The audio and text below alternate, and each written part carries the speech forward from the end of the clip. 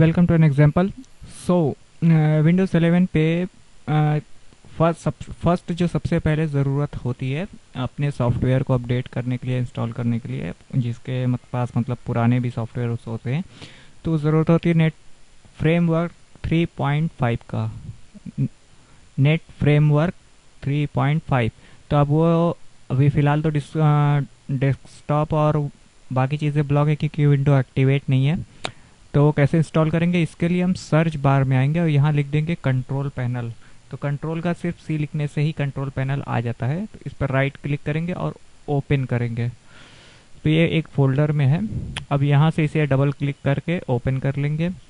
Open करने के बाद प्रोग्राम पर क्लिक करेंगे। प्रोग्राम पर क्लिक करने के बाद प्रोग्राम एंड फीचर्स पर क्लिक करेंगे और यहाँ turn on Windows feature on और ऑफ पर क्लिक करेंगे। तो यहाँ जो पहला हमें लिस्ट पे नेम आएगा वो 3.5 का आएगा, जिस पे 2.0 एंड 3.0 भी ऐड होती है। तो यहाँ पे हमें चेक करना है। इसे चेक करने के बाद ओके कर देना है। जब हम ओके करेंगे तो इस तरह का इंटरफेस आएगा जिसमें let Windows update download file for you का ऑप्शन आएगा, जहाँ आपको क्लिक करना है। इसके बाद ये डाउनलोडिंग स्टार्ट हो जाएगी। अब जब तक ये हो रही है तब तक हमें वीडियो पॉज करनी होगी क्योंकि ये थोड़ा टाइम ले सकती है। ये डिपेंड करता है आपके इंटरनेट स्पीड पे, और साथ ही ये जब इंस्टॉल हो रही होगी तो माइक्रोसॉफ्ट विंडोज़ 11 के जो अपडेट्स हैं वो भी चेक हो रहे होंगे कि किस तरह के कितने अपडेट्स हैं। अभी यहाँ देखते हैं कि क्या ऑटो पे ड्राइवर अवेलेबल है, क्योंकि अभी जो मेरे पास ड्राइवर की प्रॉब्लम्स आ रही है तो वो ड्राइवर्स सपोर्ट नहीं कर रहे इस पे। मदरबोर्ड के ड्राइवर जैसे कि VGA हो गया, साउंड तो ऑटोमेटिकली आ ही गया, लेकिन VGA काफ़ी ज़रूरत होता है जी, क्योंकि ये जो अभी शार्पनेस नहीं है विंडोज़ में, ये जो थोड़ा अटक अटक कर रन कर रही है, तो ये शार्पनेस की वजह से। तो अब देखते हैं ड्राइवर का आ सकता है। तो इसके लिए हम ओपन करेंगे कंप्यूटर मैनेजमेंट को। तो कंप्यूटर मैनेजमेंट को ओपन करते हैं। कंप्यूटर मैनेजमेंट भी ओपन होने में थोड़ा टाइम लेता है। डिवाइस मैनेजमेंट में जाएंगे और सबसे पहले हम इस यहाँ देखिए, सबसे पहले यहाँ दो अपडेट ऑलरेडी नहीं है। तो एक wireless nano USB hub adapter के, जो कि उसका है, क्या नाम है, D-Link का वाईफाई USB हब है, और दूसरा कोई एक कंट्रोलर होगा। फिलहाल सबसे पहले डिस्प्ले चेक करते हैं। तो यहाँ आ रहा है माइक्रोसॉफ्ट बेसिक डिस्प्ले अडेप्टर। तो इसे अपडेट करके देखते हैं कि क्या ये एसरॉक के, देखिए ये कह रहा है कि ये ऑलरेडी अपडेट है, तो इसका कुछ नहीं किया जा सकता। अब वायरलेस को अपडेट करके देख लेते हैं। तो ये भी कह रहा है कि ये अपडेट नहीं हो सकता। एक्चुअली रीज़न ये है कि माइक्रोसॉफ्ट इस विंडो को अपडेट नहीं देगा। वो इसलिए नहीं देगा क्योंकि ये जो हमने विंडो इंस्टॉल की हुई है ये उस प्रोसेसर पर की है जिस पर माइक्रोसॉफ्ट नहीं चाहते हैं। अगर हम उनके रिक्वायरमेंट के अकॉर्डिंग 9 जनरेशन या उससे भी 9 जनरेशन 8 जनरेशन i5 i7 ये सब इंस्टॉल पर होते तो ये अपडेट आती। तो ये एक लॉस है कि यहाँ अपडेट ऑटो अपडेट नहीं होगी। तो इसकी वजह से हमें जो भी ड्राइवर चाहिए वो मैनुअली हमें ढूंढना पड़ेगा। तो एक बार चेक कर लेते हैं कि क्या वो ड्राइवर हमें इंटेल की साइट से मिल सकता है।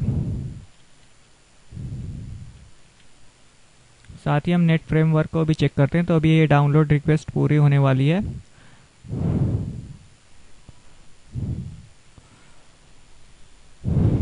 अब यहाँ पर हम टाइप करते हैं इंटेल ड्राइवर्स। तो ये जो पहली लिस्ट है सपोर्ट की इंटेल के की, इसे ओपन करके एक छोटी सी फाइल होगी उसे डाउनलोड करेंगे और चेक करेंगे कि हमारा ये ड्राइवर इंस्टॉल होने लायक है इस पे, इस बोर्ड का, कि नहीं है तो फिर तो कोई थर्ड पार्टी से हमें करना पड़ेगा। तो यहाँ ये यूनिटी है, इसे डाउनलोड करना होगा। स्पीड डाउनलोड की काफ़ी अच्छी है, मतलब इस वाले माइक्रोसॉफ्ट एज में, क्योंकि पिछला वाला जो था तो वो तो बहुत स्लो चलता था विंडोज़ 10 में जो है। अभी एक बार और चेक कर लेते हैं, तो ये कंप्लीट लगभग कंप्लीट होने वाला ही है। तब तक हम इस पर थोड़ा काम कर लेते हैं।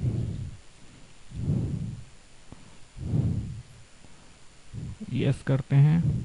देखिए ये अप्लाई चेंजिंग हो गया, तो ये अब कंप्लीट हो चुका है इसका पूरा स्टेप।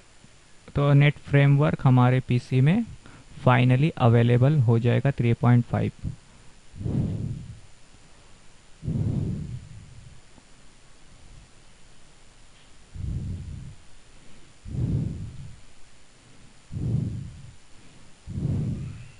तो ये हो गया। अब ये कंट्रोल पैनल में हम एक बार और चेक कर लेते हैं क्या अवेलेबल हो गया। तो हाँ देखिए यहाँ नेट फ्रेमवर्क 3.5 इंक्लूड हो गया है।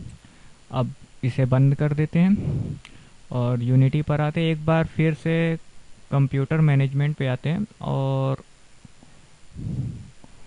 चेक करते हैं क्या अब होगा, क्योंकि हो सकता है उस वक्त एक अपडेट ऑलरेडी चल रही थी तो इसकी वजह से वो कह रहा हो कि अवेलेबल नहीं है। अब एक बार और ट्राई करके देखते हैं। सेम प्रॉब्लम है, अपडेट नहीं। तो एक बार अपडेट को भी देख लेते हैं कि ऑन है या ऑफ है। तो अपडेट तो मैनुअल पर ऑन है।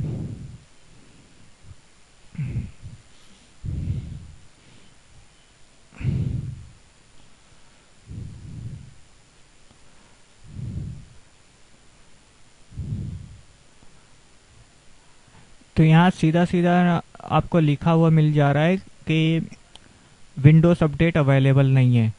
तो जिस प्रोसेसर पे ये डायरेक्टली एरर मैसेज आ जाए कि ये रिक्वायरमेंट मिनिमम रिक्वायरमेंट में नहीं आ रहा है, तो उस पर यह प्रॉब्लम आ सकती है। तो हम मैनुअली उस चीज़ को इंस्टॉल कर सकते हैं। जैसे नेट फ्रेमवर्क इंस्टॉल हो गया, क्योंकि ये ओल्ड वर्जन है, बट लेटेस्ट वर्जन के दूसरे कोई भी सपोर्ट नहीं करेंगे। अब देखिए यहाँ ड्राइवर को अवेलेबल बोल रहा है कि अवेलेबल है, तो डाउनलोड ऑल पर क्लिक कर लेते हैं। ये कुछ टाइम लेगा। ये 1% हुआ। तो इसमें ज़्यादातर बायोस और मदरबोर्ड के सिस्टम्स होंगे। कुछ ग्राफिक्स का ये एक ग्राफिक्स कार्ड है। ये ग्राफिक कार्ड अलग से नहीं लगा हुआ है। ये एसरॉक की मदरबोर्ड पे ग्राफिक कार्ड इनबिल्ड होता है, एसरॉक या एमएसआई पे। तो ये इंस्टॉल हो ही जाएगा। ये तो पता चल गया। अब बैक आते हैं, थोड़ा इसके कुछ फीचर्स देख लेते हैं कि इसमें क्या हुआ है। तो जैसे हम कंट्रोल पैनल को कॉपी करना चाहें तो यहाँ देखिए अब पहले की तरह कॉपी नहीं आ रहा है, कॉपी पेस्ट कट। तो ये वो चीज़ यहाँ ऊपर एज ए सिंबल आ रही है, मतलब आइकन में आ रही है। जैसे ये कट है, ये कॉपी है, ये रीनेम है, ये शेयर है और ये डिलीट है। तो अब यहाँ बहुत सारी चीज़ें नहीं हैं। तो हम इसे कॉपी करके एक बार डेस्कटॉप पर पेस्ट करके देखते हैं। तो जब हम पेस्ट भी करने आएंगे तो देखिए यहाँ पेस्ट का कोई ऑप्शन ही नहीं है। पेस्ट यहाँ सिंबल में आइकन में बना हुआ है। तो पेस्ट करके देखते हैं, ये पेस्ट हुआ। स्पीड भी अच्छी ही है। कोई बड़ी फाइल को कॉपी करके देखते हैं। कोई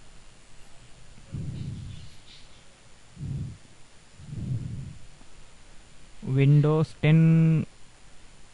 10 का आईएसओ कॉपी करके देखते हैं डेस्कटॉप पे, देखते हैं कितनी स्पीड देता है। तो ये स्पीड तो काफ़ी अच्छी है विंडोज़ 11 की। 2.5 GB के आसपास का, 2.5 से 3 GB के आसपास का आईएसओ करीब करीब 20 मान के चलिए 20 से 25 सेकंड में फाइनली कॉपी हो गया। मतलब ये स्पीड इसकी बहुत अच्छी है, जबकि ये एक अलग ड्राइव कॉपी हो रहा है। मैं दिखा दूं आपको, तो देखते हैं। ये आईएसओ मैंने कॉपी किया है, डेस्कटॉप सी में है मेरा, और डी से मैंने इसे कॉपी किया, यानी दूसरी ड्राइव से कॉपी किया हुआ है। ये रहा। तो इस दूसरी ड्राइव से भी ये इतनी फास्ट स्पीड में ये डाउनलोड हो गया, अरे सॉरी कॉपी पेस्ट हो गया। जबकि मैंने कट पेस्ट नहीं किया, कॉपी पेस्ट किया है। तो ये है कि स्पीड तो अच्छी है विंडोज़ 10 की, मैं इससे एग्री हूँ, और क्योंकि प्रोसेसर तो मेरा पेंटियम है, ना i3 है ना i5 है। इसके बावजूद सिस्टम तो अच्छा चल रहा है, बस जो थोड़ा बहुत मात खा रहा है वो ये है कि इसकी अभी एक बार ग्राफिक इंस्टॉल हो जाए, किसी वजह से अभी सिस्टम हैंग हुआ था। आई थिंक नेट से कनेक्ट है तो कुछ ना कुछ तो इश्यूज आए होंगे, और काफ़ी सारी इंस्टॉलिंग मैंने लगा रखी हुई है, तो ठीक ठाक है, बहुत अच्छा है। अब आगे इसका फीचर देखते हैं। सुनने में तो काफ़ी आया है कि इसमें बहुत एरर्स आते हैं, बहुत बग्स आते हैं, तो बट मेरे सामने तो अभी तक कोई ऐसा इंटरफेस सामने नहीं आया। मुझे तो तकरीबन तकरीबन अच्छी ही लगी विंडोज़ 10, काफ़ी लुकिंग में भी काफ़ी बेटर है। और इसके अदर जो दूसरे सिस्टम होंगे, अगर आप में से कोई जानना चाहे तो मैं एक्सप्लेन कर दूंगा। Thank you.